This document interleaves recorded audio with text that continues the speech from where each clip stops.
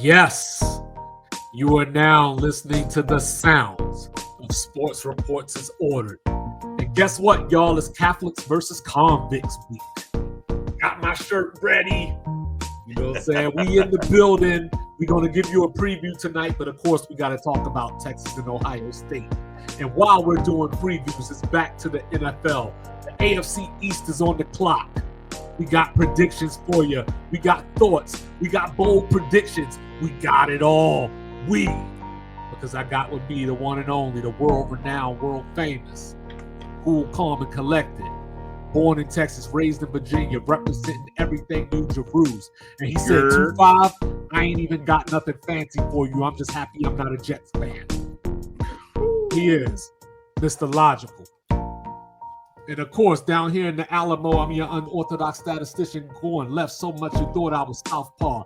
Manny Pacquiao can't even see this. I go by the name of 2-5. Like, review, subscribe, share, rate, do all the free things. Do all the good things.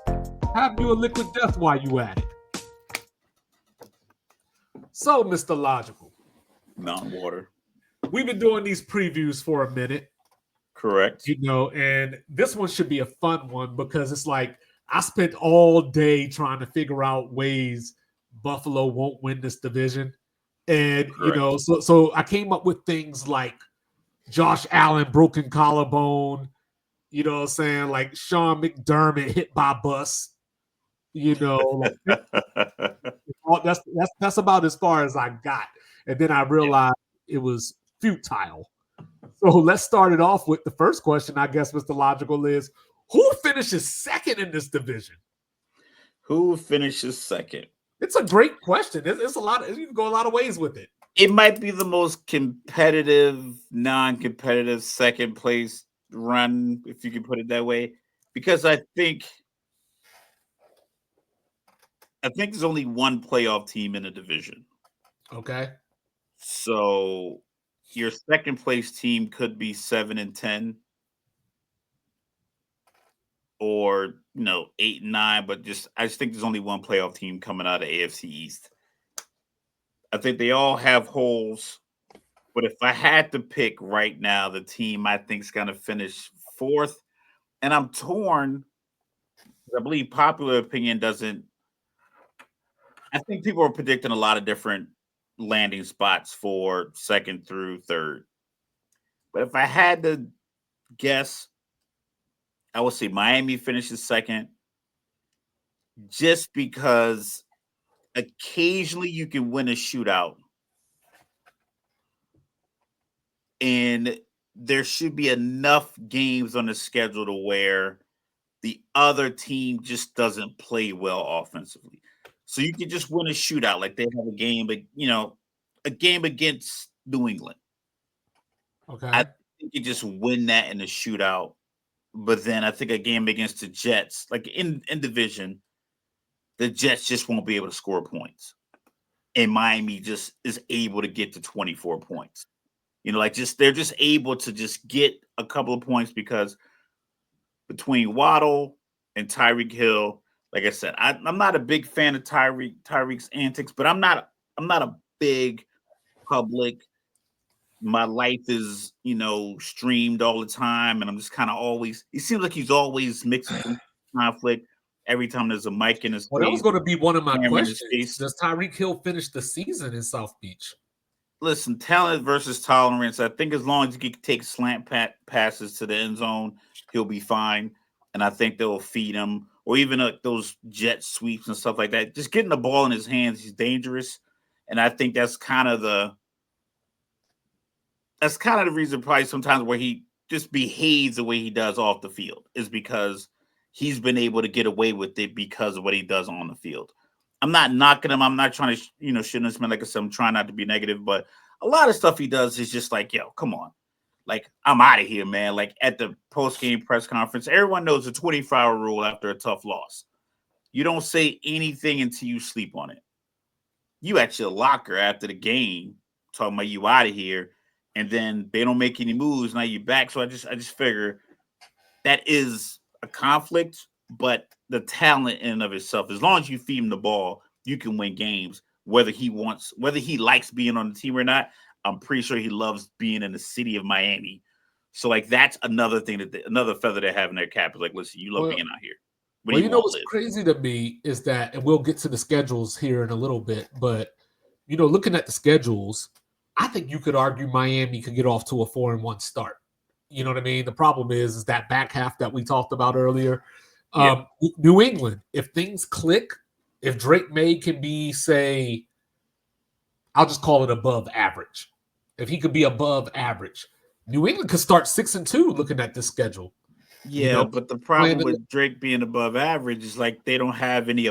They have one above average playmaker on the outside who's coming off ACL surgery. Well, they got a rookie that I like, but besides him, they got He that has no rookie in the rating. He's a backfield. rookie They got that rookie in the backfield. The home from run Ohio hitter. State. Yeah, the home run Absolutely. hitter. We'll get there, but But can you hit a home run when there's 7-8 dudes in the boxes? All you got to do is single up on Stephon Diggs. we'll figure it out. But Yeah, I'm not afraid of New England's speaking of New receiving core. England, there's a new sheriff in town. Mike Vrabel taking over the helm there.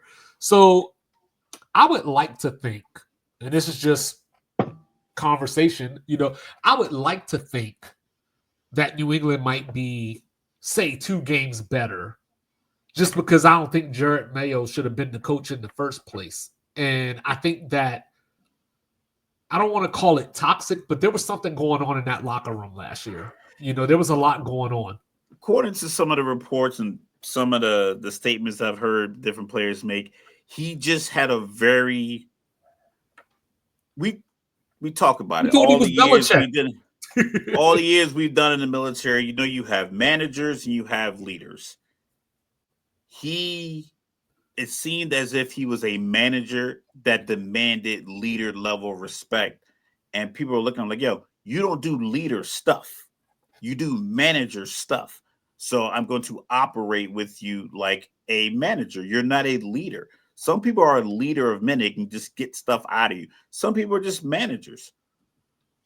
So I think he just was a manager who probably expected more out of his team, because you don't want to look at your team the way the rest of us in the free world looked at it. Like, yo, the team doesn't have enough weapons. You had the quarterback, but you were afraid to put him in because, per their reports, you felt the offensive line wasn't good enough. So the offensive line is good enough to put an old guy behind him and hope that it works. Or how about you address the offensive line? But that takes leadership. That takes someone who understands how to get the best out of people, and saying publicly or having the reports come out that the reason you're not starting the rookies because you don't have confidence in the offensive line. This is before the season started. Yeah, that's what I'm saying. It tanked the season before you even started, which was crazy because, week 1, they went to Cincinnati and got the win. So it was like there was a reason for that 1 week, to feel optimistic. Oh my goodness, the Patriots got the upset, but then you got to peel it back. And I always talk about how the Bengals start off slow every year anyway, so you couldn't overreact. But New England, to your point, they just don't have the playmakers on the outside or on the inside. So that's where somebody like a Pop Douglas comes in. Is this going to be the year that because every year I hear that he had a great camp. He plays well during the preseason. But then during the regular season, nowhere to be found. And I don't think it's on him per se. I just think that the Patriots have been struggling for an offensive philosophy for years. And when you hire a coach like Jarrett Mayo, because their philosophy was Tom Brady, but they're operating under this mystique that it's Bill Belichick. And now you're bringing in guys who are more connected to the Bill Belichick way, and not guys that can operate the way Tom Brady and whatever his ideology that was kind of just sprinkled all over the Patriots dynasty. That's the problem. You are expecting disciples of the Bill Belichick to create a Tom Brady disciple when Bill Belichick didn't create Tom Brady. So now you're going to run it back with Vrabel.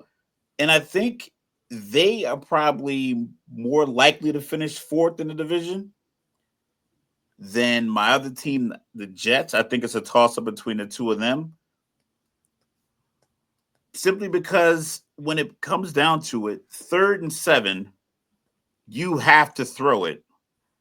You have one guy that you can really look to in that moment, and he has to get the ball from a second year guy who hasn't seen many of those kind of pressure moments or succeeded in many of those pressure moments. And he is volatile. He So is your quote unquote diva. So I just feel like an implosion is more likely to happen in New England than explosion of this offensive prowess that I don't think really exists in so can, Foxborough. so can I say something that you never thought you would hear me say? Yes, here. I think I got the Jets second.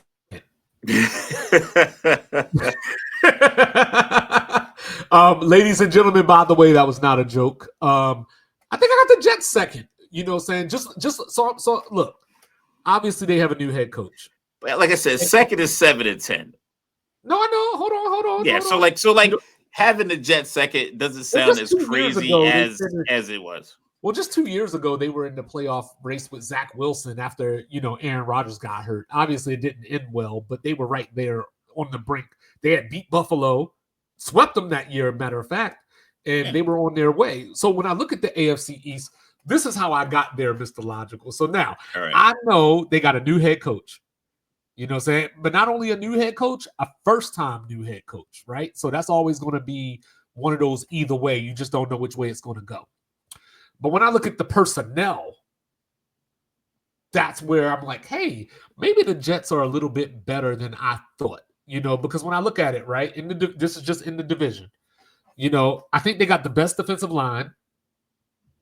They got either the first or second best corner, with the other one being Christian Gonzalez. And of course that's Aaron Glenn's position. They got Michael Carter coming back from injury this year, so they should be able to shuffle their corners back in the order that they should be. They have what I would say just, Stephon Diggs coming off injury and all that. They have the best receiver in the division in Garrett Wilson. At their best, so I would say James Cook is the best running back in the division. But like when Breece Hall is at his best, and then you got Braylon Allen behind him. So the running game is there. Then you got the guy that, don't have it all right here behind center is the problem. But the skill that he does bring makes the running game even more dangerous. And we saw him get off to team game. They got off to a 4-2 start with him as at quarterback at Pittsburgh. The problem with Justin Fields that I'm learning, or that think I understand, is obviously he's got the deer in headlights thing going on. But also when you think about it, he started off with all these defensive coaches, and now he's playing for Aaron Glenn. So that doesn't even fix anything. This is the problem for the Jets and New England. I think both of them have the same problems. Okay. There's not a defensive coordinator that's going to game plan for this team and be up late. They're gonna see their kids' football games. They're gonna be able to help with the homework. Like there's nothing about what the Jets or New England's gonna do to you from an offensive standpoint that's gonna stress your defense. Your Justin Fields point, he is still playing like the rookie Justin Fields in practice now, 5 or 6 years in the league. He's still like, I saw highlights from practice of him running for a touchdown. Well, you can't hit him. He's wearing a red jersey. You can't hit him. So him scrambling and not throwing the ball in practice is a problem because in the game, he doesn't throw the ball. And when he does throw it, he's ineffective. It's like 65% completion percentage is solid. But taking bad sacks, scrambling, taking unnecessary hits. He's a big. I think he's like 6'4", probably 225, And the 230. crazy thing is he got an arm. He just doesn't. He doesn't throw the ball. And then you have Aaron Glenn, who's a new head coach, who's already.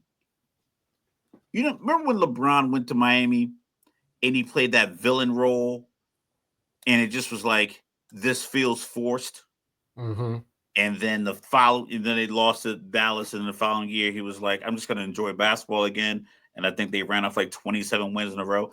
It's like, that's what you do. Like, you are this guy. Like, you don't have to force this facade in order to try to create, like, it's preseason and he's already going back and forth with reporters. Keep it a little smooth. You don't have to be confrontational. The sport in of itself is already confrontational, it's already physical, it's already emotionally demanding. But you don't think Why that take can that have a energy to positive the effect on the podium? team?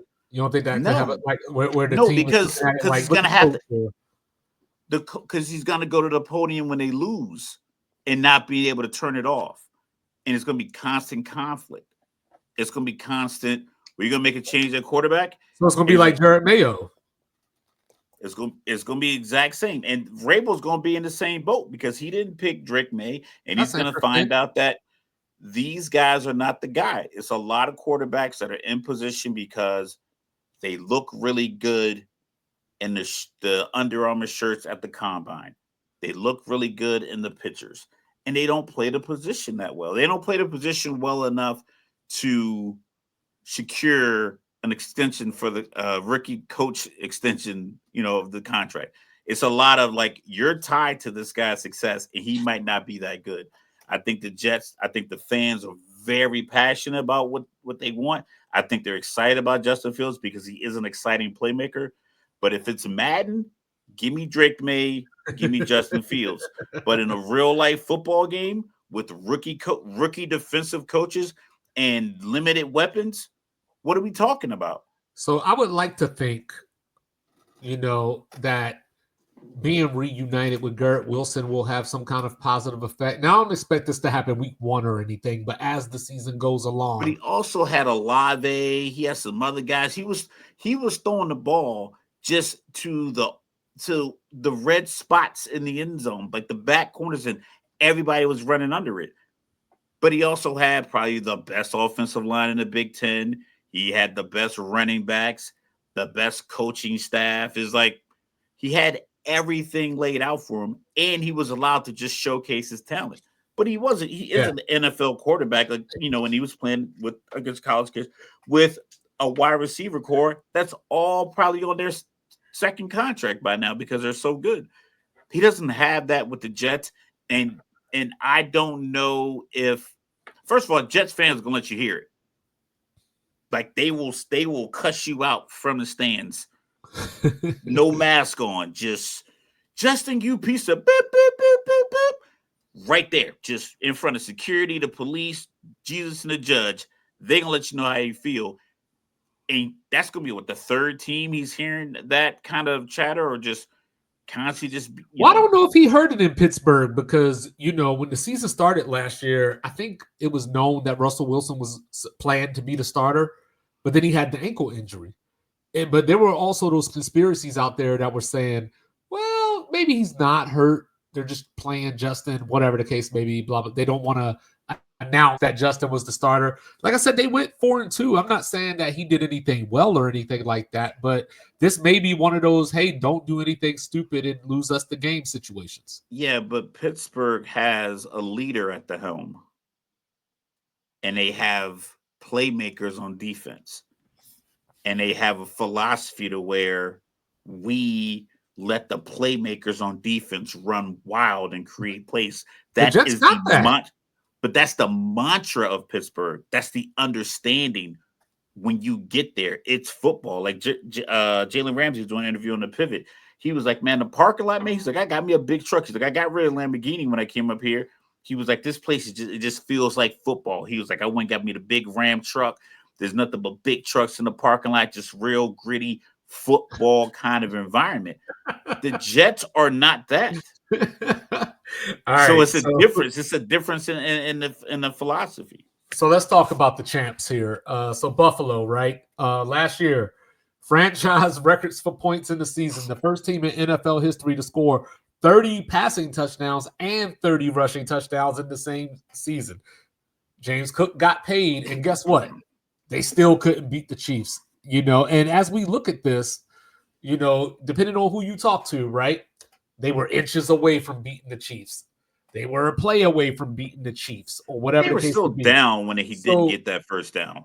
so here's the question. Is Buffalo entering this season with all we got to do is beat Kansas City mentality? Now, I think they should be entering the season with Super Bowl aspirations. I think they Okay. have the reigning MVP, even though I felt like the voting was weird. It should have been Lamar, but I saw what they did. I don't see why they did it, but I saw like, hey, this is, we don't want to get voter fatigue, what the case may be. Personally, I still think Lamar should win it, Not but what it was. Josh Allen did have. I mean, like, okay, yeah, you could Not say what he it didn't have as many weapons as Lamar, but like Lamar still had like an outstanding year. He It did. wasn't as if he had a regular year. His Well, I year think was the problem. outstanding. Well, I think the But problem is. Josh Allen did his thing, and I think, like you said, like the narrative might not fit, Well, but they're I head and think the shoulders problem above most of the is. teams in the AFC. I think the problem is, and I don't want to get too sidetracked. Yeah, I think the problem is that people, and not necessarily you, but people look at the MVP race as you did this last year, so you got to do it this year. So Lamar won it like this last year. This is the way we crown MVPs now. But each season is its own story. But we'll get back to that at a later date. yeah. So Keon Coleman year 2. They went out and got Josh Palmer, underrated guy that I've liked from the Chargers for quite some time. But I still don't necessarily feel like they did the Rams thing. Like, remember the year that the Rams won the Super Bowl? They came in with Von Miller. They came in with Jalen Ramsey. Then later on they added OBJ. So like if you're Buffalo, I'm looking at what you did and I'm like, okay, you went and got Joey Bosa. That's cool if he plays, but he doesn't play. Like Matt Milano's coming back from injury. He was the heart of the defense before he got hurt. Your secondary is still not necessarily up to snuff. Like I like Christian Benford, but Maxwell Harrison was supposed to, I guess, be the rookie, but he's out for the season now, or maybe not out for the season, but he's out for a significant period of time with that LCL.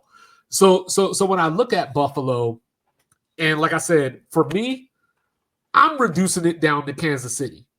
You know what I mean? Because that's You're the saying team. like their season is measured up against whenever they match up with Kansas City and winning that game. No, so like back I mean, like in no, the like day. just like no. I mean, obviously they need to win a No. division, but So back like in the day. So back in the day, like you brought up LeBron. Let me do a LeBron reference. right. Like Stephen A. used to always say, "I don't care what LeBron does from November to April or whatever the case may be. I want to see what you're going to do May and June." Like I know Buffalo's going to win this division. Provided that they stay healthy and all that kind of stuff. Buffalo's winning this division. I don't care what the numbers look like during the regular season. I don't care who they beat, who they lost to. When the clock turns or when the month turns January, you got one goal. Opponent to beat. Yes. And I mean, and obviously you got teams out there like Baltimore and, you got your Cincinnati's that can win a shootout or, Pittsburgh with the leader you were talking about. You still got that stuff out there. You know what I'm saying? But it's all about January with these guys. Yeah, Buffalo is in the mix for the top 3. Your Kansas City, Baltimore, Buffalo. I think that's probably like the creme de la creme.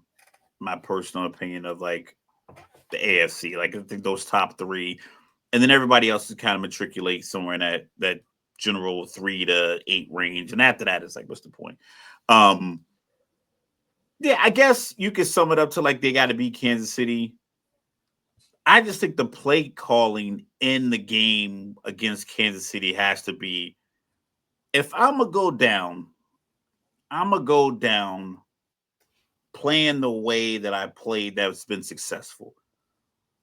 Like if you are Buffalo and you manage how many throws he has, like Josh Allen had, don't have him throw the ball 55 times in any game this week. I mean, in this season. You had Cook there who scored 17 touchdowns. I think he had a little over 1,000 yards, but in the red zone, don't just keep giving it to Josh Allen, having him take hits, trying to get into the end zone and diving on the ground and sticking his arm out, land on the shoulder. Just give it to the running back. This is what you have done. You got Dawkins there up front. He's a life and soul of your offensive line, life of the party. He brings great energy. Let them invigorate the offensive line. Let the running backs run the ball. Because James Cook was killing Kansas City that entire playoff game. And then they got tight and they were like, we're gonna leave it in the hands of our leader. And it's only so much you can do when Chris Jones knows you're running a tush push and you guys are not the kings of the tush push in the NFL. And he knows it. He's literally like, I think even they were setting up for the Philly. He was sideways. Right. He's 6'6", like 330. It's like he wasn't even lined up. He just was like lined up sideways. Like, listen, I need you guys to try to bowl me over, and you're not gonna be able to do it because I got these other dudes pushing me back, and we're gonna stop this tush push. They couldn't do anything with the outside zone run with James Cook. It just was wide open every single time he got the ball, 4 or 5 yards a touch. But they got away from it. So as long as they can stick to dominating this division, let these other 3 teams fight it out for second and whatever level of mediocrity they're going to attain, and focus on getting home field and owning home field. They probably have one of the better home field advantages because of the weather. I mean, Kansas City plays in the cold, but those swirling winds in Buffalo, that lake effect snow, just being there all week long. If you get say the Chargers come up to Buffalo, like they play out in California, like it's a warm weather team, they got to come to Buffalo. You get a team that plays in a dome, maybe you get a Houston, they play in a dome, they got to come to Buffalo. Kansas City, yes, they play outside, but you could get a couple of wins, boom, boom, and now you're in the AFC Championship game, you're hosting it, someone has to come to you. You got to be able to handle that, and I think they'll handle their division just fine. Well, we'll see how Kansas City goes because it just depends on if Mahomes connects with these weapons. You get a 42 to 44 touchdown season out of Mahomes. It might be nothing Buffalo could do. It's like, hey, so we know he has it on him. So they went and got Michael Hoyt from the Rams as well. You know what I mean? But he's suspended for 6 games, for PEDs. They brought back Trey White, like that's the type of stuff that I'm talking about. Like, I know that he's a Buffalo Bill. I know that he's been there for years and years, but this ain't the same guy, like coming off an injury and being like last year, and he's older now. That's what I mean by if you're going to make these moves to get players at these premium positions, get people that can actually help you against Kansas City. Like at this point in his career, he's not stopping a crossing route. You know what I'm saying? He's not able to get that closing speed on a hitch or curl. I mean, maybe his knowledge, like I heard of football. I don't know where I heard it, but I remember I heard it recently. It was like knowledge makes you like a half second to a second faster on the football field. So if I know this formation, this is the route. Yeah, I might not be faster than Xavier Worthy, but I know he's trying to get here. Mm-hmm. So I beat him to this spot, no matter how fast he is to get there. If I'm already there, beat you once out of 4 times, maybe. Well, all I got to do is get there once, and maybe they don't throw it. Maybe Mahomes looks that off, and it's another pass, and Joey Bosa tips it. It's an interception. Like sometimes that's all it takes. And then why Curtis Samuel? Why another hurt dude? Like they just keep grabbing all the hurt dudes. So that's what I think. They probably shut out a lot of money for some of their younger players, and they're probably keeping money ready. Maybe. Honestly, I feel like they know that they can just kind of coast through the season. So Josh is going to hit these guys in the hands, and did you're you going to have a know? bunch of guys that have like 400 or 500 yards receiving, and then maybe one guy that breaks out for 1,100. Did you know in that AFC Championship game, that was the most Kansas City scored that year, last season? Because we were talking about Kansas City's offense. Like, they're winning these games 16-14, 19-17, whatever it might be. But we talked about the heart. We talked about the heart rate of the guy who wears 15 in the red helmet. We did. It's just something about those moments where it doesn't always click. We saw 2 Super Bowl performances that didn't go well for them, and they lost. But he still has 3 rings. Yeah. He's hosted 7 AFC Championship games. Something about those moments I don't know what his preparation is. I don't know if it's the baseball. I don't know if he does meditation. I don't know if he does Tai Chi. Whatever it is that he does, he puts fear into the other play caller. I used to tell my son that when he first started playing football. I'm like, listen, son, what you guys are doing on this field is impacting everybody on the outside of it. You guys, 11 of you on the field at a time, is like you're making us all feel good when we get to watch our sons dominate another team. Now you got the other coaches yelling at the kids. You got the parents yelling at the coaches. We had one game, the coach is ready to quit. He was sitting on the end of the bench by himself early in the second quarter because they couldn't get the snap right. They kept causing fumbles. It's like you guys impact the mood of an entire organization of people. Mahomes radiates that across the field. Andy Reid, seeing them standing side by side with Kelsey, it's like you're looking across, it's 4th and 1, and you think to yourself, it's 4th and 3. Should we go for it? Because if we give the ball back to them, we're not going to get it back. So now you're going for a 4th and 3. You shouldn't go for it. They get the ball back and they get those points anyway. It's just like seeing them together. It does that to the other side. They, being the Baltimore Bills, are going to have to block that stuff out and go out there and play play the way they know how to play. Yeah, and that's why, when I look at the AFC East, I tell everybody, laugh at Mark Sanchez all you want. That was the last time the Jets made the playoffs. They haven't won in Miami since 2015. I think they get that this year. So to your point, though, earlier about Mike Tomlin, I think that's the blueprint that Aaron Glenn should follow. We'll see if he does. Sauce Gardner has to have that type of year. So back in the day, right, there was that argument, Richard Sherman doesn't travel. This person doesn't travel. And I think there's a lot more zone being played nowadays to where guys don't travel. Do your job wherever you are. Leave your ego in the locker room. I like Arian Smith, the rookie from Georgia. I like his speed, I should say, running that 4.3. It'd be nice if he had a quarterback to get him the ball. But the Dolphins, let's talk about the Dolphins. No playoff win since 2000. Still. Just strange. But I don't know. It just all those cold weather games, they got to get home field.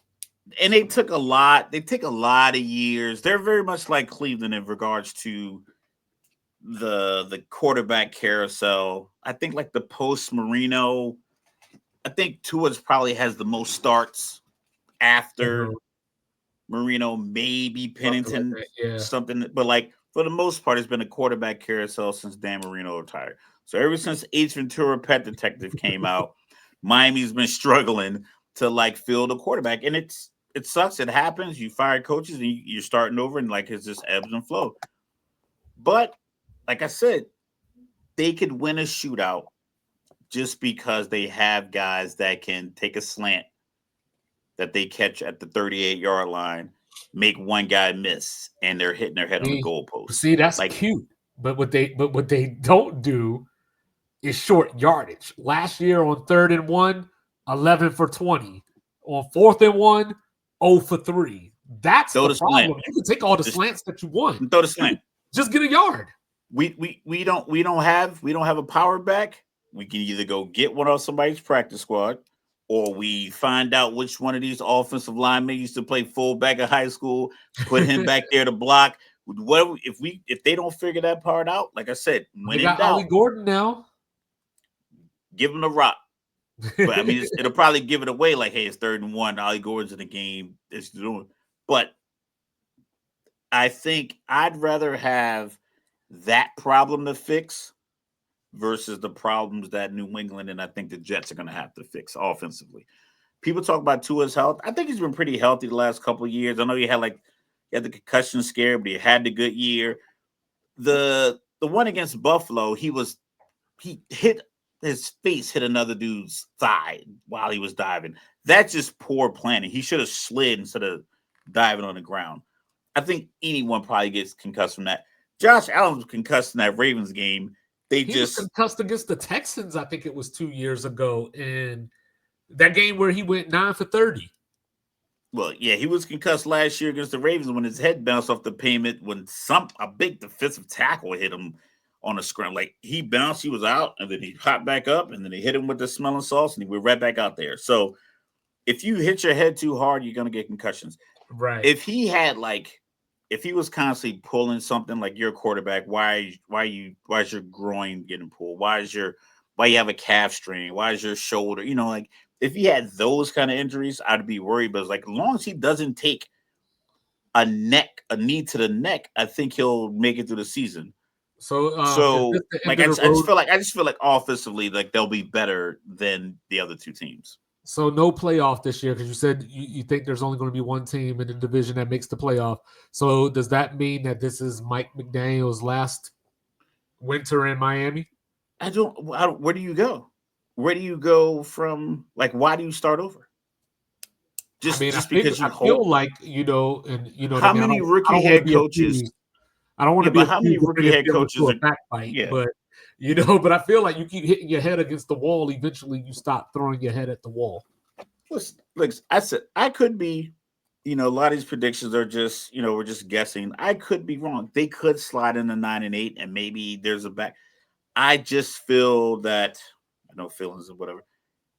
I just don't know. You just gave Tua all this money.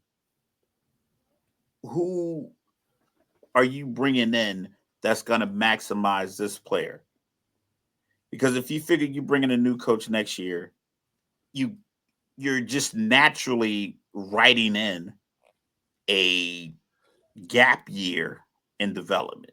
So honestly, you're signing up for it, and you're paying them $50 million you're paying them $50 million of practice for 17 games. Honestly, the way that the NFL is going these days, as far as the hiring trends and everything like that, I might turn my eye to the Pacific Northwest and see how it goes out in Seattle this year. And if things go, seemingly well, maybe you bring in a Clint Kubiak or somebody like that. I mean, I'm not saying that's my answer. Yeah, but like, I'm just saying that's the way that the NFL we all know. Yeah, we all know. We all know the formula. Listen, like I said, this is why I said I'm facts over feelings. We can feel like, I think there's going to be a change in New England. I feel a change in the Jets. I feel like Miami's. But if you look at the reality of it, they have a first-year head coach with a cheap billionaire owner, which is ironic. Then you have what used to be a really good defense that had a couple of good years. You got rid of that coach, and then you have division championship level expectations. You have a lot of stuff in the middle that you haven't figured out yet, like your quarterback play, your playmakers, your identity, your offensive identity, your defensive identity. So you have to figure all that out. So you have that same problem in New England. You got it with the Jets. And with Miami, you have this notion that they're just soft. First things first, calls them breakdancers. There's a couple of reports of they didn't like how physical people were at practice. They didn't like how physical these joint practices were, which I think joint practices are I think they're just a money grab for some reason. I think they're just an unnecessary piece of entertainment. Because if you have a 6th-round guy from drafted out of Hofstra and he's trying to make the Lions roster, and you got a joint practice with the Dolphins, and Tyreek Hill is playing it chill because he's like, my spot's good.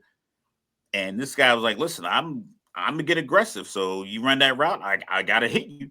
Now everybody's mad. Like, well, you got this dude in here is fighting for a job with a guy who's like chilling. What did you expect? But once again, I don't think that builds on the intensity that the teams need. So and I believe that's the problem. So we all know, like, we can look at all these rookie head coaches who are trying to fix previous coaches inabilities to fix the quarterback. It doesn't work. I think CJ Stroud shocks people. Miami has a chance if their defense can live up to its potential. And, you're asking for a lot, right? So they drafted Chop Robinson last year out of Penn State. He came in, had 6.5 sacks. I think that can go up to 10 this year. But that's dependent on you got 2 guys coming back you're hoping can get healthy really quick, Jalen Phillips and Bradley Chubb. So you're hoping that they can get healthy to help him out. So then you got Kenneth Grant. You drafted him, and I'll let Mike tell the story about that one because he might be better than Mason Graham, even though Mason Graham was the one that got drafted at number 5. You got Zach Sealer, who they just renewed, one of the best, defenders in the game right now. But the problem is everything behind that. You know what I mean? Calais Campbell, is retired now. I mean, not retired. He went to Arizona. Might as well retire. Taron Armstrong actually did retire. And when I look at Miami secondary, you know what I did? I was looking at their roster. And this is literally a reenactment of what happened. So let's see. They got Storm Duck. Done with Miami. That was a reenactment of how that happened. So they got Storm Duck, as their corner 1. They got Ashton Davis back there in the secondary who's just going to get eaten alive. But they did bring back Mika Fitzpatrick. So, can you explain? They just have to be average. That's all they got to be. They just have to be an average defense. 12th in the league. If they're 12th, then I think Miami will be fine. But that fine is, like I said, it's 9-8, 8-9, somewhere in that range. I know we touched on this because they aren't that physical. I know we touched on this briefly a few months ago, but Minka for Jalen Ramsey, why they do that? That trade? Not because one's better than the other, but just why? I don't know.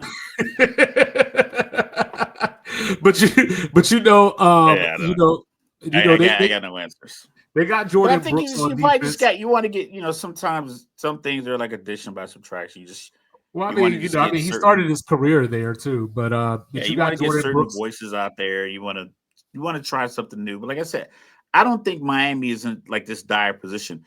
I just don't believe that. You would think after a few years in a system with the quarterback and a quarterback that you're paying as much money as they're paying Tua, we should be having a conversation about who is going to win the AFC East, Buffalo or Miami, because Miami is in theory should be in a better position than New England and the Jets because of the rookie, I don't know if they are, the young quarterback, and that's the thing. So this preseason hasn't really shown a lot of confidence that, just as a person who we're just making an assessment. It doesn't seem as if Miami is that far away from the other 2 teams, but it does seem like they are very far away from Buffalo, and that's the problem. You're just in this purgatory to where you're just playing football for the sake of selling out 8 or 9 home games and selling road, get your cut of the road team, money for the week. Are you ready for this? Yeah. It's Q&A time with Mr. Logical. I'm going to turn my microphone off, and Mr. Logical is going to tell you his thoughts on Josh McDaniel being the new offensive coordinator for the Patriots. The floor is yours. It's just more. It's just I do this thing right, where I like a great conversation. I think that's why I enjoy the show the most. Even if nobody watched it and it just was you and I recording this, I would enjoy it every week, every just because I enjoy a good conversation. The thing I also enjoy is when I say something beforehand and then I turn out to be right, and then you gotta look at me and be like, yeah, you're right. And I tell my kids, like, yo, why do y'all let me do this? Just listen to me and press on. I won't follow up like, see, I was right, right? But if I say, hey, don't do this, listen, don't start cooking right now because you're not gonna clean up all the dishes. And then you said, no, I got it, I got it. And then I wake up in the morning and you didn't do it. And I got, why is all this stuff in here? I told you this was gonna happen. Why did you let me be right again? You know I'm not gonna let you live this down. So bring it back, Josh McDaniel. After you just fired Mayo and bringing in Vrabel, you're just literally going to chase this Tom Brady ghost that's not walking into the building. It's not going to happen. Just let it go. The owner I've seen him at the Tom Brady roast. He's probably not in great health. Give him a real shot at returning to glory and stop running it back with this early 2000 nostalgia like it's the Nelly and Ashanti show. It's over. All these Bill Belichick disciples and former players, if you're not hiring Tom Brady and all the people that made Tom Brady as good as he's Tom Brady, then don't bring back any of these old guys. Don't bring back O'Brien, Patricia, Joe Judge, Romeo Cornell, Charlie Weiss with the waistband pants. Get all of that. Go get real NFL play callers that understand what's going on now. Josh McDaniel is the epitome. I don't know if it's a nepotism hire or what, but there's no way he's qualified to get as many opportunities as he had in the NFL, other than the fact that New England's blinded by their own loyalty. For nothing. Tom Brady gave you everything. He's gone. That's it. So when I think of New England, I think of a parent that loves one kid more than the other. For some reason, the Patriots love their defense. They love their defense. They'll go get a linebacker. They'll go get a safety. They went out and drafted Christian Gonzalez a few years ago. By the way, he should be in Washington, but the brass there decided to take Emmanuel Forbes, who still ain't ate a meal in 8 years. Then, as you sit there and break it down, they got Kyle Duggar back there that they're trying to trade. Jabril Peppers, whatever he's doing these days. But, so like the defense is always going to be solid in New England. Okay, go get a wide receiver. So look, Stephon Diggs, if this was 3 years ago, that's a great move. But coming off this injury on the other side of 30 now, say not on the younger side of 30, like Lethal would say, but he's on the other side of 30. Then you got, who? Keyshawn Butte, who we've been waiting for to reach some kind of potential for 3 years now. I brought up Pop Douglas earlier. Where's Javon Baker? Jalen Polk, I had a lot of hope for. He had the worst wide season ever, but he's out for the season now. So as I look across the board, it's literally Travion Henderson, the rookie, the running back, because Antonio Gibson going to fumble the ball. Ramondre Stevenson's going to fumble the ball. So it's literally Travion, make a play. Can you be our Jahmyr Gibbs? Drake May, can you be our Justin Herbert, but actually beat a team that matters? And then everything else is going to the defense. New England, like I said, I saw a couple of people who felt like they're going to make the playoffs. I'm like, stop it. Stop it. Like, come on. Like, let's You wouldn't think that team would make the playoffs if you really truly just looked at the team. Take the city affiliation away from it and just say, hey, NFL team has second year quarterback that takes a lot of hits, has aging wide receiver, 9 months off of ACL surgery, maybe 10. Uh, Young player, unproven, rookie running back, good left tackle, no wide receiver two. Now, does that team make the playoffs? Absolutely not. But And, you and, put and New that's hoping England and that you put Will Campbell Vrabel. and that's hoping that Will Campbell can keep the momentum that he built in preseason because it was preseason. Yeah, I mean, if like he seems to be good at what he's doing. Yeah, I think he I is. like his attitude. I like his team first attitude. Um, what's the young man that committed suicide? That was former LSU. Lacey, Oh, Kyron Kieran Lacey. Lacey, Yeah. Kyron Lacey. Uh-huh. I felt like what he said about him was just so heartfelt. It was like, okay, this guy is a football player, and you can tell he's a family, like football is family kind of player. So, like, I think he'll be fine. It's just unfortunate that he is going to be on a team that won't get the best out of him. Yeah, and like I said, I do Or like won't be the Kyle best for Williams. him. I do like Kyle Williams. You know what I mean? I just don't know if New England has the things in place for him to flourish as a rookie. Like, I like him, but I don't think he's going to come into the league and say, like, Calvin Johnson this thing or, come into the league and Randy Moss this thing. But Especially he now will with probably Josh McDaniels' playbook. Josh McDaniels' playbook doesn't have any big plays in it. It's a bunch of plays that Edelman, Amendola, Chris Hogan. Golder, Chris Hogan, and those guys ran. Like, hey, just sit in this zone when it's covered four, do this. Or, yeah, that's all good. But it's like these guys are on the field and they're great names and they're great effort. But the plays, the effort, all of it has to marry. Just having these guys that people are excited about doesn't translate into playmaking. Diggs is on these boat doing coke with Instagram models in the off season. Like, let's keep it 100. Like, yo, it's more. You didn't see that man put no powder in his He's nose. more allegedly. He's not. He's not going to be out there. Mac Hollins just doesn't wear shoes. Yeah, He like doesn't they. do anything I'm else not for you. impressed that they got Fred I'm Flintstone. I bet like, you that we know him more from walking in the stadium with no shoes on than anything he ever did on the field. yeah, he was with the Falcons. I And the I Bills, think he might have had 2 touchdowns. the Raiders. And Yeah. he's been 6'4", 230 something this entire time he's been in the league. And it's like he's never been a jump ball guy.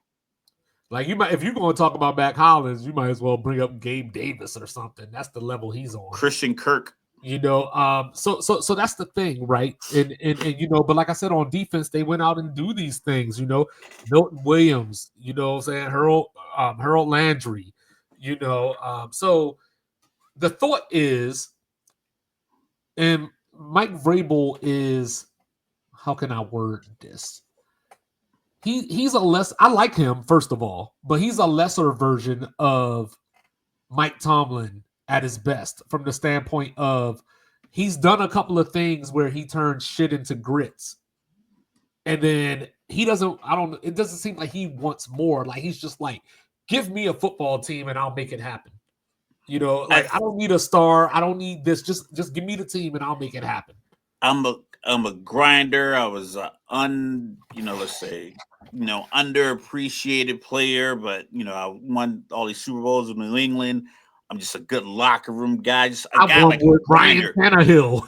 I'm what's it, like a real lunch pail guy. Like sometimes you just need, granted, like I said, I don't really dig like Tyreek Hill's attitude, but sometimes you just need a guy that is just better than what the defense can do. Like you have to have that. Tyreek Hill. You have to have that kind of playmaker. You can't have like Odell Beckham Jr. is a really good player now.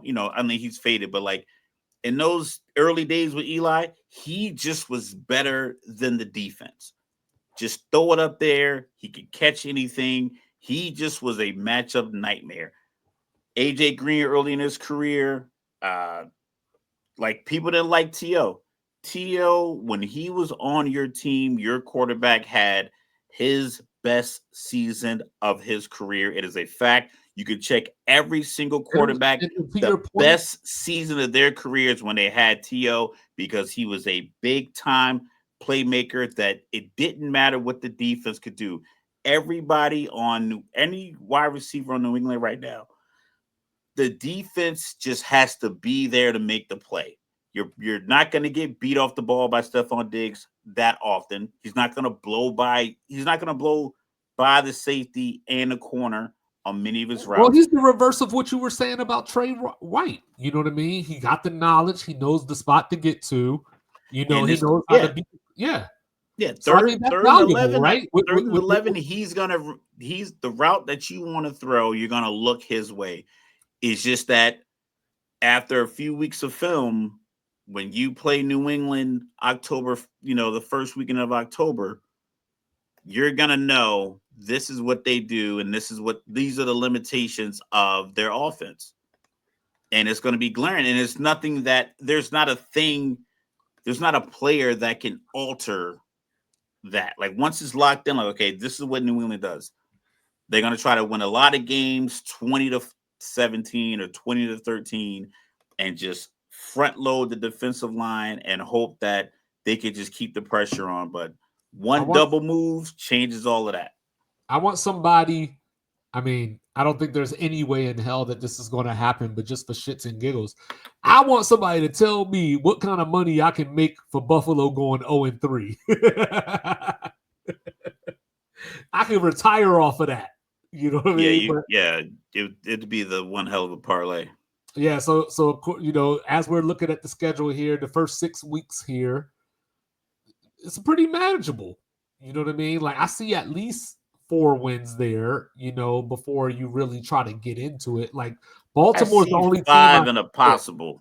Yeah. Baltimore's the only team that I see there. And when you looked at the odds earlier, like a couple months ago, Buffalo was actually favored in every game this season.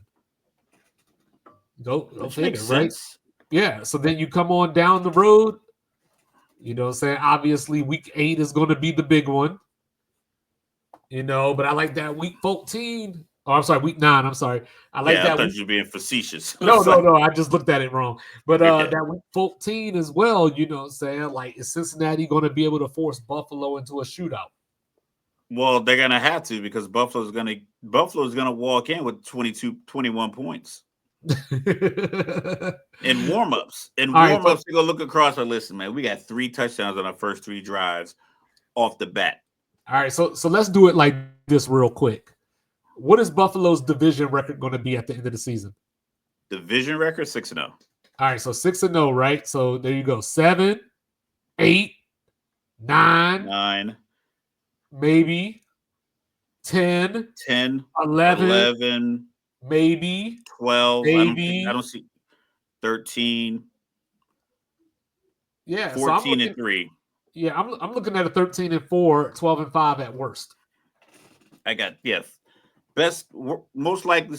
Okay, we figured week 18 they're resting people, so 13-4, 12-5 is the floor, 13-4 is the ceiling.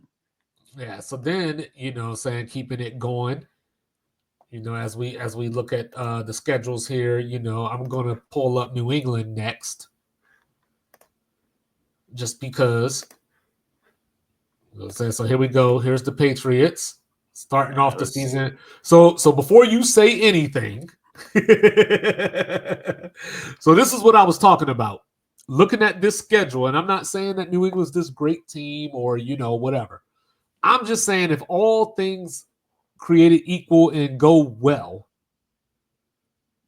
I could see a 6-2 start if everything. I don't know. If everything just went well.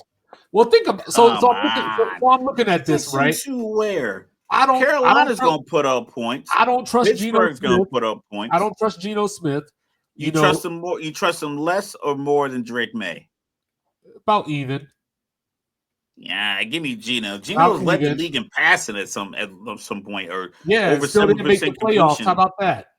Well, that's a team sport. It's still I nine know, and but eight. I'm Nine just and eight. saying. Other teams were 9-8 and made the playoffs. It I'm wasn't just like saying. they Well, didn't Seattle should have they won. didn't have the Well, guess what? records. Guess what? Seattle won the wrong games and lost the wrong games. How about that? Well, yeah, that's unfortunate, but that doesn't make him Beat the less Rams wide valuable open in when this you need game to. to Drake, man. So lose at Miami. You know what I'm saying? Pittsburgh just depends on how you feel about Aaron Rodgers, I guess. 0-3. I got You him know what I'm 0-3 saying? so far. Carolina. And I'm not saying that the Patriots should win these games. I'm telling you what I'm they just won't saying do. that when you look at it, you can look I at don't see it. New I don't Orleans. see New You know what I'm Orleans. saying? You got a rookie quarterback at Tennessee. Revenge game for Vrabel. Yeah, okay. So I'll give you that. I'll give you that You know what I'm saying? intensity. Then you get Cleveland off of that. I don't know what the hell Cleveland's gonna be. Atlanta's gonna get that dub. No, you know it'd be so funny with you talking all this shit for them to beat the Falcons. That would be so hilarious, and I'm never. It would suck, but it wouldn't suck worse than the other time they beat the Falcons. So I don't even care about this season. Yeah, they're losing to Tampa and Cincinnati. You know what I'm saying? But Jets and Giants could be wins. You know, it could be toss-ups. Honestly, I've looked. I know preseason is, you got to look at it with a grain of salt. I think we might be a little wrong on the Giants. I don't know when they put Jackson Dart in. Maybe Russell Wilson has that Pittsburgh kind of year. They squeeze out a couple of wins. So I don't know if it's like, I don't think it's the layup that we thought. Like, I could be wrong. I don't want to back on it, but I just kind of watched a couple of games. I was like, you know what? I think they like the way you feel about New England is like, hey, if it goes right, I think the Giants have the pieces that could cause New England problems, especially if they could rush with their I got them about top 6-11 draft picks across their front line. I got them about 6-11. That seems reasonable, but I don't see a better than 500 start in their first 8 games. 4-4 would probably be the absolute best case scenario for them in their first 8 games. So that's 6-2. I don't feel like that wasn't a prediction. That was just yeah. Let's clear that up first of all. Yeah, I don't feel I just don't feel that they would be able to to marry the McDaniels, Drake May, limited. There's no real big target. Like a guy you hey, he's down there somewhere. Hey, Megatron's down there somewhere. AJ Green's down there somewhere. Fucking Cooper Kupp's gonna get open on this 3rd and 17. I don't care. Those kind of guys I think you need on a team. Even normally it's a tight end. And I just feel like they made deals for tight ends. It just feels like he should get a lot of. It should be a lot of Kittle, Kelsey kind of relationship with the young quarterback and Henry, and I just felt like that wasn't new coach now. We'll see what Josh McDaniels do. Yeah, but if he doesn't have Gronk, he doesn't throw the ball at the tight end. But Miami, right? I was talking about it before we came on here. They could start 4-1 legitimately with the loss at Buffalo. They could. Angels in the outfield. It could happen. 4-1, 3-2. I think Carolina might shock a few people, but we'll see what it looks like in October. But yeah, 3-2. Then you got the Chargers coming across the country. 3-2, 4-2. Then this is where it gets a little dicey. These first 10 weeks, they should have themselves a position to be 6-4. Okay. After scroll down. After that game on Sunday night, Sunday afternoon, November 9th, Miami should be looking up at the standings like, you know what? 6-4 is not bad for our first 10. Or even after the bye, Washington, how do you feel about the defense? Yeah, so the Washington game is going to be important. You know what I mean? Just as far as it's truly a toss-up. It's over in Spain. Yeah. That game could go a long way to your point. Could Miami end up 9-8 or something like that And that could be the game that keeps them. Because if I think, if I think they're 6-4 after the first 10 games, getting a 7-4 with this win on the road into your bye week, and then getting New Orleans, and then 8-4, and then you get just kind of this murderers-ish row, which is not even the teams per se. We're just thinking about it in weather's terms. History. Yeah, going to New York, going to Pittsburgh, playmakers, back to back at that.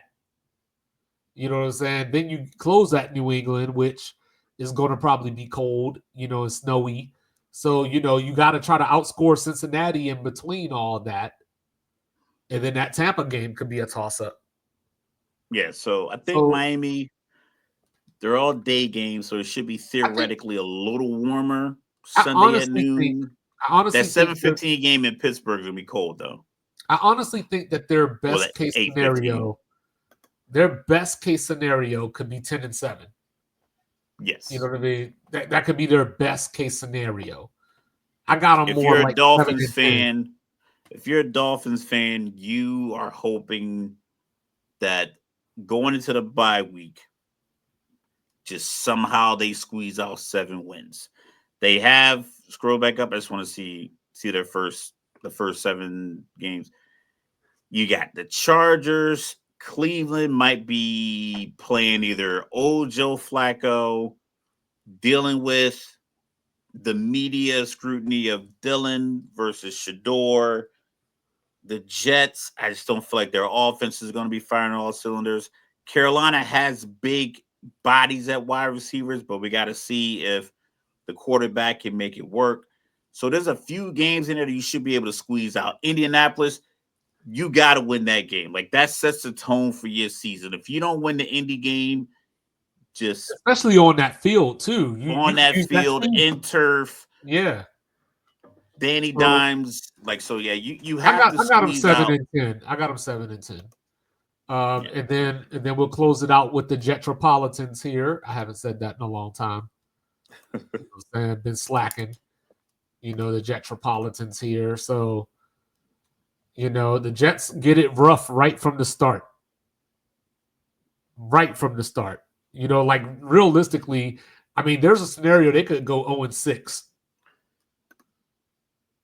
It's there. So you got the Pittsburgh Aaron Rodgers revenge game. Then you got the game where you're overmatched. Then you go down to Florida. Back to back. Baker's people, sneaky MVP year, but they're gonna have to get like 12 wins, and he has to throw. He's gonna have to throw like the 40 touchdowns he threw last year, but it's gonna have to come with 12 wins. You can't get swept by Atlanta for your MVP. But yeah, going down to Florida for 2 games back to back. Dallas, even though we don't really like their all-season moves, they always seem to have like just real dog kind of football players. They always have them. Right. I don't know how they end up dealing with Jerry. Or they draft very well. They just don't. Just always have stuff. Like a guy that just can just beat any guard. They just always do. They draft very well. They just don't play the free agency game very well. Denver is a lot of people. It's a lot of fool's gold in the Denver. That defense. Some people had them ranked as high as like 4th best team in the think about it like this. Think about it like this. Saying Denver had the 3rd best defense last year. And all they did was go get Tafunga, Greenlaw. They went and got the Thorpe Award winner in the NFL draft. Yeah. Hey. But they also play a lot of mediocre quarterbacks in their stretch, and then the good teams they played, they were 1-7, and the bad teams they played, they were 8-1. Hey, so it's and then they got demolished in the playoffs. But I'm not a Sean Payton guy anyway. Carolina, it shouldn't be a toss-up, but it probably is. Cincinnati, man, like I said, Cincinnati could be literally in the same boat they were in last year, and they already saw the results, and I don't know why they didn't fix it. They lost like multiple games where they scored like over 30 points. Right. Joe Burrow threw like 3 and 4 touchdowns. I think he had a 5 touchdown game, but they lost. But yet they don't shore up the defense by paying the guy. drafting another guy, getting him in early, getting him like so. It's like we'll talk about it in AFC North later. Yeah, it's gonna be tough for the Jets because I feel like Justin Fields' legs make him a playmaker. But if you're a good defensive coordinator, you could shut that down, or you could make him a passer. Uh so Yeah. this is a 6-11 kind of year for them. They have this tough start. Then they have some toss ups like we don't know what Jacksonville is going to be. You could probably bank on losing at New England, losing at Baltimore. Mm-hmm. Yeah, so I got the Jets in Miami, saying both around that 7-10 mark.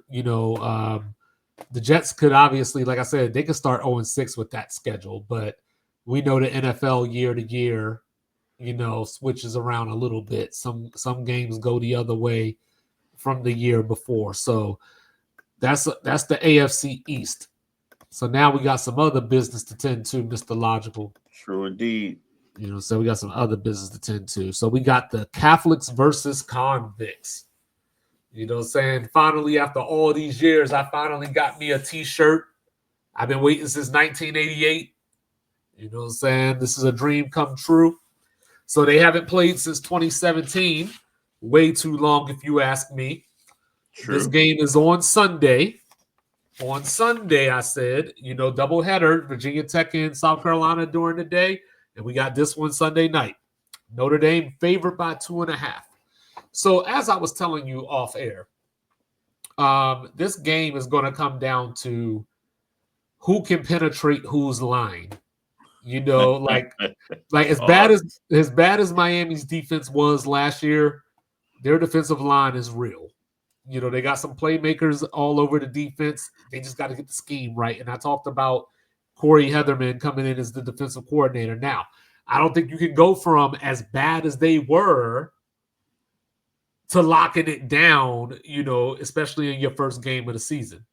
The good news for them is Notre Dame is bringing in CJ Carr for his first start. So you got a quarterback making his first start on the road. This is the one game of the year Miami's going to actually have fans in the stadium. So you got to take that into consideration.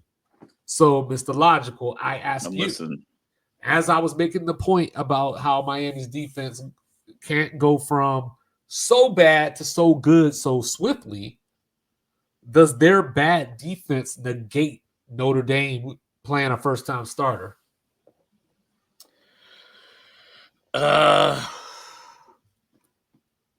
No, because the defense, no one's coming to help you. There's nothing that the defensive coordinator can do to make it easy on the defense. They just have to do their job. It's like if we call this play, you got to get here. You have to make this tackle. You got to know what the call is. You got to know what the check is. You have to be able to do your job. And if you were poor at your job last year, you're a returning starter, or you weren't good at your previous school, you transferred in, and like they're trying to figure out this scheme. It's nothing you do if you do it wrong. Like the defense coordinator could call a perfect play, but if you don't defend it properly, then there's nothing like he could do. But with a first-time quarterback, I can call touch passes, jet sweeps. I can draw plays, play action, tight end. I can, as an offensive coordinator, I can make it easy for you because I can give you one job. You're one player. I know the quarterback has a lot of responsibilities, but I can give you one or two reads right in front of you for the whole first quarter. Whether it's a deep one, whether it's a shallow one, whether it's one in the flat, or if it's just like, hey, screen pass, I can make it easy on you and get you in a groove easier than the defensive coordinator can get the defense going. So then, you got Jeremiah Love, Heisman candidate. And I could just turn around and give him the ball to him. And now the defense has to react to him. So now that RPO action, I get my quarterback on the edge. I'm like, listen, you know what? Go ahead and run for 6 or 7, 8 yards, get out of bounds, put the pressure on the defense, because everything I can do as an offensive coordinator through the headset of my quarterback can impact the defense. And then Miami has the reverse problem. They have the veteran quarterback, but he's playing his first game for them, and their top 7 receivers from last year are gone. So even though he's there as a veteran, who's he throwing the ball to? But luckily for them, they got Mark Fletcher and some other guys that can run the ball as well. So the thing that I think hurts Notre Dame in this game, besides, so the CJ Carr thing at quarterback, it talks about itself. You don't even have to go too deep into that. But the difference is who he's replacing. Because Riley Leonard was their quarterback last year, and he led them in rushing attempts last year. Had the same amount of touchdowns rushing as Jeremiah Love did. So now you're not going to get that production from that position because he couldn't throw the ball very well, even though he did have a good throw in preseason the other day. But so CJ Carr, you're not going to necessarily ask him to go out there and be Joe Montana, just thinking of a past Notre Dame quarterback, or Rick Meyer or Jimmy Clausen or any of those guys. Brady Quinn. Remember Brady Quinn? Yeah, Brady Quinn. You're not asking him to do any of those things. He just has to not make the mistake. And I know that Miami, if nothing else, when they do have fans the few times that they do, it's that front runner thing. If he throws a pick, that place is going to explode. That place is going to absolutely explode. So then, another thing I think this game is going to come down to, and this hurts Miami, missed tackles. Marcus Freeman's defense ain't going to miss any tackles, or at least not a lot of them. And I know Miami wants to get in space, but Notre Dame might be one of the few teams that can actually combat that. I actually think that when I look at this, I wanted to pick Miami to win. I really did. But when I think of this, it makes me think of the struggles that Miami has against Georgia Tech. Like, I think Notre Dame is that same architect, getting physical, running down your throat, smash mouth. And Miami just doesn't respond well to that, because not that they're finesse, but they're more speed. They're a lot like their NFL counterpart. They are. They are speed on top of speed on top of speed. Yeah, if this game was in South Bend, I would pick Notre Dame without blinking. But as is, I'm going to still pick Notre Dame, but I'm not so confident about it. You know what I'm saying? I like the under here, and I'm thinking something along the lines of 24-20. I like Notre Dame in this as well. I like the coach. I like the decision. Like you said, I just trust my gut. Like, I just feel like he has the ear of the team, and just Notre Dame just has better players. They're more consistent. They're better funded. They're independent. They have more of a history. They're just more of a legacy. And I think they have a lot of players from across the country. I just feel like a lot of people come to Notre Dame because it's Notre Dame and they also play football well. I don't think Miami has that same mystique as they used to. It's like that all Canes conference. I haven't won the ACC since they came to the ACC. So it's like, it's just, I think Notre Dame just has a little bit more stability. We know their offensive line, even if they lose a guy in the draft, they just tap another guy in the helmet. He gets up, gets right in place like a robot. It's like, listen, there's no missing links in this chain. So I just feel Notre Dame, they just retool better. And, okay, you're starting a true freshman. Like I said, you can ease him into the game. Defensively, maybe you call some blitzes for some guys who are just, kind of jittery, and you want to get them some, right? Get them some contact. Yeah. Carson Beck coming off that Brock Purdy injury, so Notre Dame's going to definitely test him, but Miami can do the same thing. Like, listen, we got a freshman quarterback. What can he handle as far as pressure? Can we get a body on him? Can we get a good hit on him? Football. That's one of the beautiful things about college football, but at the same time, it can be a net negative. There's no preseason. So when Carson Beck steps in there and Notre Dame sends the house, this is gonna be the first time he's been under Yeah. someone's shoulder pads You all probably should have all scheduled summer. Bethune-Cookman first. You know what I'm saying? FAMU or something. Just to get some live action. But yeah, I got Notre Dame in a still close game. You know what I'm saying? But Notre Dame. Then you got the big one. You know, the big one. The horseshoe coming alive. Texas and Ohio State. You know, and depending on which poll you look at, number one against number three, number one against number two, all the good bells and whistles are here. So I'm gonna start out by saying this, Mr. Logical. I Yes, know sir. who I know who I'm gonna pick to win, but it took me a while because I had to think like all these things just offset each other, right? So Ryan Day got the monkey off his back, you know, won the national title. But when he gets in these games, generally he tries to prove, to your point earlier, I forgot who you were talking about, but he doesn't do what Ohio State does. He's always trying to prove we're tough. We can man up.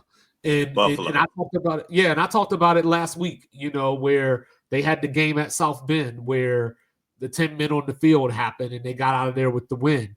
You know, that was a game that Ohio State should have dominated just off of talent, but he decided to play Notre Dame style of football to prove a point. You know, these last couple years against Michigan, to include last year, they were favored by 22 over Michigan last year, 22 and a half. And he came out there and said, you know what? I'm going to out Michigan. Well, I'm going to tell you this, Mr. Logical. If he tries to out Texas, there's an ass kicking coming to the horseshoe. I'm going to put it like that. So here's a question for you. Two questions, actually, two in one. So if this is a high scoring game, which team wants that? And then secondly, which team is more likely to blow the other one out? All right, so high scoring game. Who wants a high scoring game? I would say Texas. Because I think Texas believes they have the better quarterback and he's just going to be flowing. He's just going to find open guys. Ohio State, they want a ball control kind of game. They want Arch in the pocket. They want to force some punts. They want to force, Sark to go for it on 4th and 3 from midfield. They want that kind of game to where they're giving the ball back to their starter who has limited experience, a lot like Notre Dame. So you can make the game easy for him. In order to make the game easy for him, it's going to be a lot of easy routes, and then you hit Jeremiah Smith, the man child, over the top. So here's a third question that I wasn't going to ask, but I just thought of as you were saying that. Then so I'll answer the blowout question after this. Okay, yeah. So I know. So yeah, I'm just asking because it follows up to the point. So with the Arch thing, do you view this? And I know they didn't play, but is this sort of like a Blake Griffin, Ben Simmons? Like he's a rookie, but he ain't really a rookie. Nah, he's been there for 2 years. Mm-hmm. So it's like he's been there for 2 years and he's gotten on the field both seasons. So he sat there for a while. I think he enrolled early, like most of these young guys do when they graduate. They enroll early, and then he got his time last year. Granted, like I said, he got that ass kicking against Georgia. Dudes running up on him. But, he has highlight games, and you can see that famous highlight of him going to the sideline, and it's like, we're here. And they're doing all that other stuff, and all the high fives, like, oh my God, we got a man in with so much soul, all that other stuff. But yeah, I don't think the moment's gonna be too big from, like I said, just this week, if he's getting any advice, he's getting it from Hall of Famers and Super Bowl MVP uncles. So it's like I think a lot of interceptions in big games. Yeah, they probably say don't do what I did. I mean, don't let the moment get too big. Like just play into it. Eli played great in big games. Remember, he just Peyton played terrible in October. Remember, Peyton never beat Florida, and I will never forgive him. Yeah, never won a Heisman. You should have won it, but it's like, yeah. So Ohio State, I think they need to get the ball. They need to get the ball back off of punts and turnovers, not off of kickoffs. Okay, so for the blowout question, which team is more likely to win by blowout? I would say Texas because in order for a blowout, the quarter I think the quarterback making mistakes is how teams get blown out. So I know it's not all on the quarterback, but an ill-timed interception, a bat, a fumble where a defensive tackle scoops it up and scores. It's like that. Those kind of plays really can like suck the life out of a offense because that defensive tackle, yeah, he just ran 30 or 40 yards. He might be a little tired. They're all amped up off of that, and they got to come right back out on the field. You got to forget you just fumbled, and big number 97, 300-pound dude just scooped and scored with it, and they're all celebrating on the sideline. Cannons are going off, and the shit going like you got to forget all of that in less than what maybe 2-3 minutes real time. See, I Depends was if you go thinking to about it commercial or the not. other way. I was thinking about it the other way because I do agree with you that Arch won't be rattled, but I think the others might. I think some of the other players on that Texas roster might be, but also to the Arch point, while I think he won't be rattled, this is his first time in an environment like this. You know, the games that he played, the Georgia game you were talking about, that was at Texas. That wasn't at Athens. You know what I mean? So he's still taking it on the road to this type of place for a long time. I Yeah, also but think, Stark I can mean, for the also first time. play the video of Michigan just beating Ohio State at the shoe. So it's like we know Ryan Day is going to come out there with his dyed beard and just like trying to hang on. Just let it go. Hey, Just let it go, hey, dog. You're not fooling anybody. I'm pretty If you sure Clyde keep it Drexler real with your team. I'm pretty sure Clyde Drexler saw Jordan shoot 5 for 19 in a playoff game and thought like, "Oh, I could make him do that." Yeah. but the other thing that I was going to bring up is that I think Sark needs this game real bad.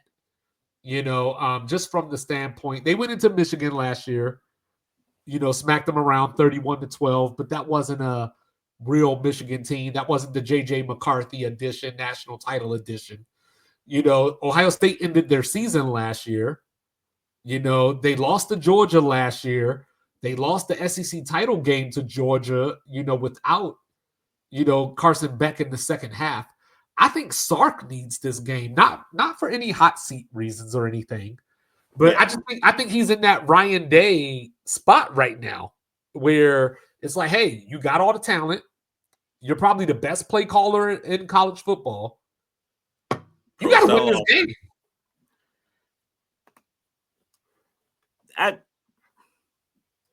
Yeah. I Oh, agree. you already missed it. You already missed it. We already talked about how Miami ain't got no fans. I'll say it again though. Steph Curry front running ass fans that ain't never in the stadium. And once Notre Dame beat them this weekend, they ain't gonna come back to the stadium.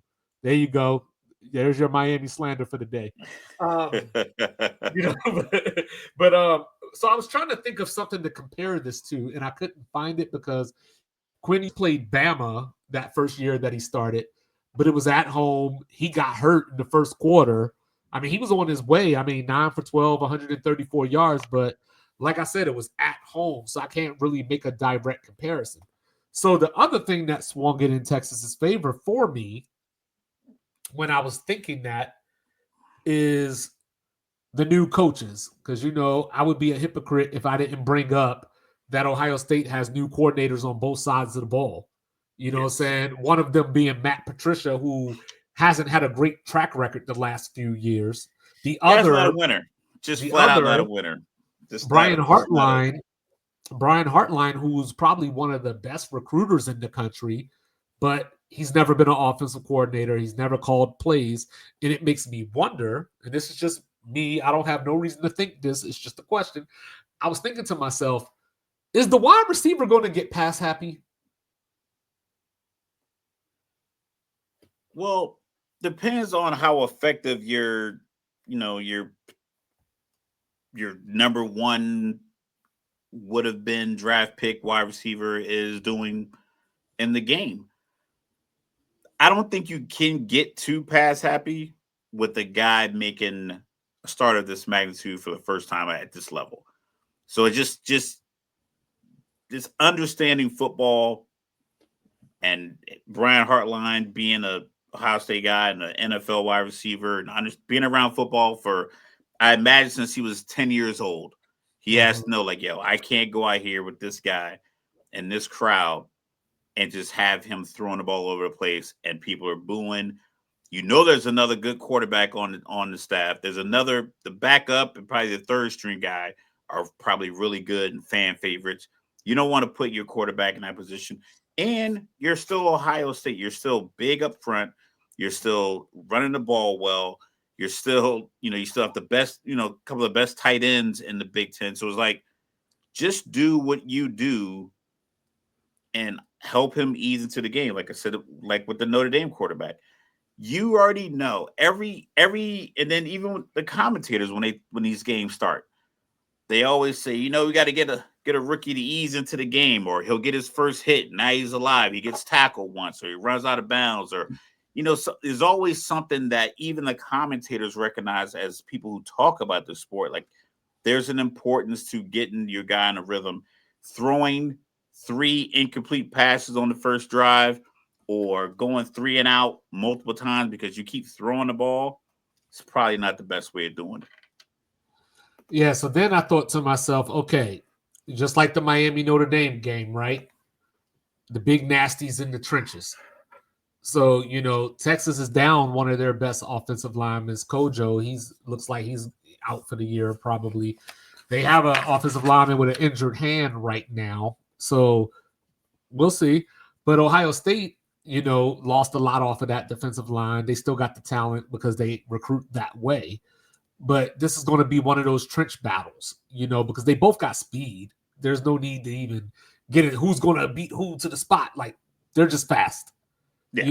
Who's going to hold it down under center? Because with this new quarterback, Julian saying, yeah, he needs to find a rhythm, but he can't get the rhythm if, Colin is on their ass and Anthony Hill is on their ass. Like, that's going to, so I think if you're Texas, you start out with a lot of blitz early just to see how he reacts to it. Now, obviously, put pressure on. Yeah, now, obviously, if he burns you over the top for a 60-yard touchdown just because Jeremiah... you got to regroup. Yeah, you got to recalibrate, right? But you got to recalibrate, too. Was that Jeremiah Smith, or was that just a great... you got to weigh all that, too. So as I break it down, and look at it, I talked about Texas going into Michigan last year. This ain't that Michigan team. Give me the champs. I'm taking the champs. You're taking the champs. I'm gonna go out on a limb. I'm gonna take Texas. Not just because I was born there. That's part of it. No. I have banked a lot of my I've put a lot of my predictions based off of position groups, and I think the coach quarterback combination is the definitive favorite as far as matchups. I think the defensive lines are probably pretty even. Offensive lines are even. Skill positions probably even. Even with Jeremiah Smith is like, yeah. I would give there's Texas a back and forth. I'm giving Texas. Yeah, but like I said, it's slight. It's not like, hey, they have an All-American, a returning All-American, and Ohio State has a freshman who's never touched the ball. It's like they're pretty even as far as like what they're going to bring to the field. I think the great equalizer is coach quarterback combination. 3 years in his ear with Sark, and then of course a lifetime of quarterbacking. So I think Arch will maintain. Jeremiah Smith might have a day if Ryan Day gets out of his own way. Like, I don't care what it is. First down, we're taking this shot to him and see what happens. I'm interested in Patricia. That's what I want to see. I want to see what the defense looks like. I just don't see. Once again, it's like, what you put on your resume to get hired? Did you just eliminate the Detroit film? Like, is it not available in my closet? Like, is this not available? Like, did you not see how inadequate and inept he was as a head coach? And even like, if you're a defensive coordinator for New England, you just basically just repeat what Bill says. Yeah, You're ventriloquist puppet. All right, so real quick, before we get out of here, Mr. Logical has Texas. I'm taking Ohio State, but real quick before I wouldn't be 2-5 if I didn't talk about a little upset alert real quick. Just because we got games on, Thursday. Like I'll have more on Friday's episode because we'll be talking about the stuff going on this weekend. But we got games on Thursday and Friday. So I got a couple. So I'm taking East Carolina. I'm taking them against NC State. Okay. Not calling for an outright upset, but Minnesota better watch out for Buffalo. Same with Maryland and Florida Atlantic. Not necessarily calling an upset, but I expect covers in those two games. But I'm really excited for this Boise State South Florida game on Thursday because I've been waiting for Bynum Brown to be consistent enough to show, because I think he could be a star, but he's just not consistent enough. He missed a lot of time last year. And then a few other quick things, just a few quick thoughts, Mr. Logical. On Friday, we have the battle of the 1990 national champions. They shared the title, the year of the fifth down. Colorado playing host to Georgia Tech. Georgia Tech coming in there as a 4.5-point favorite. You giving Colorado a shot? I don't know. Like I said, I don't know if their trench players are going to be able to handle line of scrimmage. I think that's where games are won and lost. Line of scrimmage. If you can maintain a line of scrimmage and your quarterback can make plays, or you could just manage whatever your advantage is, but you have to manage the line of scrimmage offensively and defensively. And if I think you are subpar on both sides, it's just a coin flip whether or not your game plan is going to work. Because if you can't maintain a line of scrimmage, you can't blitz. Like you can't blitz because the defensive tackle, your 3 or 4 technique, whoever it is, can't beat the center of the guard. So now a guards get to the second level to get to the linebacker, and they're just handing the ball up the middle. You can't do anything with that if you can't control that space. And I'm not sure if Colorado has the muscle. Yeah, I'm expecting a lot of Haynes King and Jamal Haynes in that game. I'm not calling a blowout per se, but I don't necessarily think it's going to be close. It could get ugly because if you a long touchdown pass is like whatever. A guy missed an assignment, or a wide receiver ran a great route. Anything could happen for a long touchdown pass happen. But when somebody gets the ball handed to them 5 yards behind the line of scrimmage and they make a couple of cuts and they take it 65 yards, that looks different.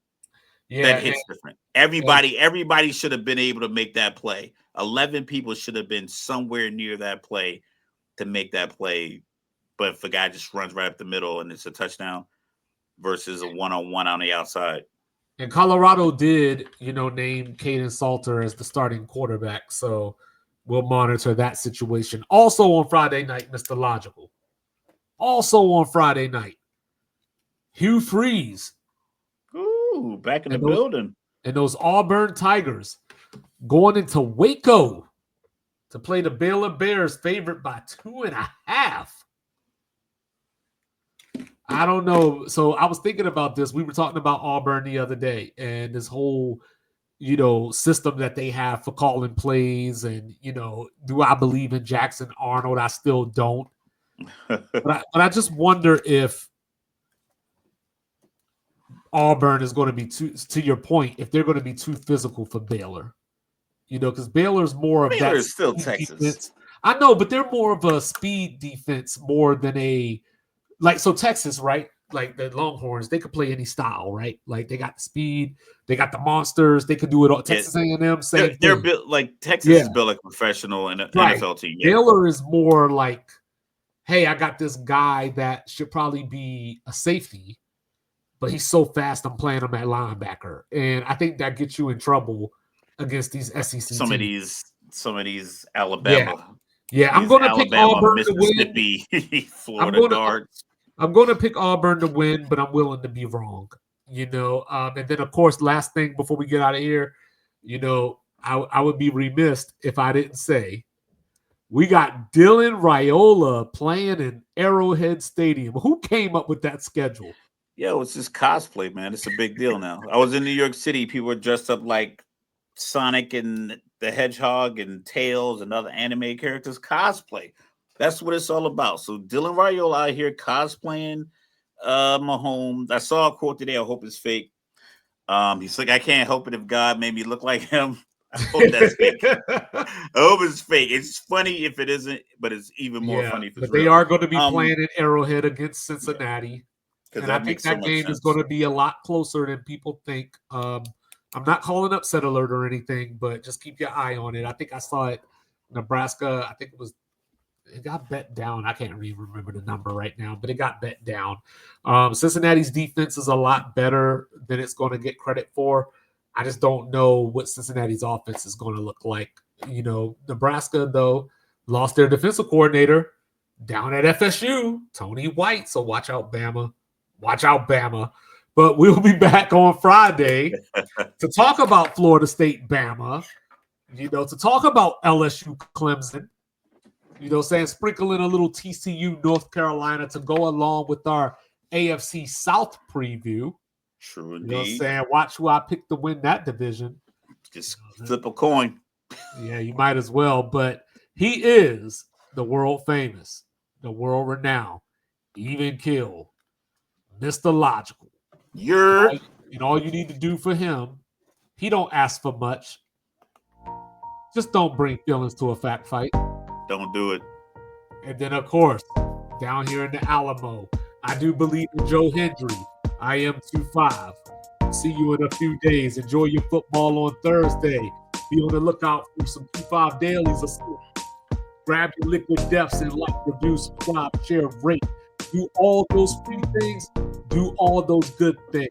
Tell grandma good night. Happy 21st birthday to my son in about an hour and 48 minutes. Happy so we birthday. will be drinking. Yes, happy belated, because yesterday was the wife's birthday. You know what I mean? Happy birthday, Faye. You know what I'm saying? We out here. We love you.